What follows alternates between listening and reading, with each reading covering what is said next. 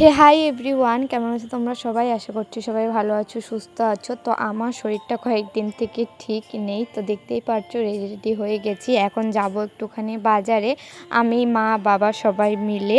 না, পুজোর বাজার করতে না, সবাই এই টাইমটাতে পুজোর বাজার করছে আর আমরা যাচ্ছি এই ডায়াগনস্টিক সেন্টারে, মানে ল্যাবরেটরিতে।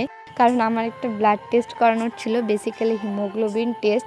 তো সেই কারণেই বাইকে করে আমরা তিনজনে মিলে এসেছিলাম। আর এখানে দেখো, আমাকে আর মাকে রেখে বাবা কোথায় একটা লাপাতা হয়ে গেছে। আমি আর মা ওটাই এদিক ওদিক দেখছিলাম যে বাইক আর আমাদের দুজনকে রেখে কোথায় চলে গেল। তারপরে অনেকক্ষণ পরে ফাইনালি এসেছে। তারপরে আমরা এখন বেরিয়েও এসেছি ওখান থেকে।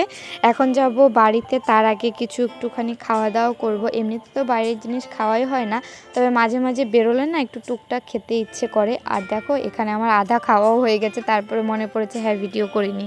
তো এখানে সবাই আমরা টুকটাক ওই ভাজাভুজি খেয়ে সন্ধ্যের টিফিনটা কমপ্লিট করলাম। কাকলেট খেলাম, মা একটা চপ খেলো। আর এই দোকানটাতে না ভীষণ ভালো কাকলেট বানায় আমাদের ধূপগুড়িতে। আর এই দোকান ছেড়ে বাবা গেছে দেখো ওই দোকানে, কারণ ওই দোকানে পাওয়া যাচ্ছিল ডিমের চপ। ডিম খেতে যে কি ভালোবাসে বাবা, কি বলবো। আর এখানে আমি মাকে বলছিলাম আমাকে না দিয়ে খাচ্ছে।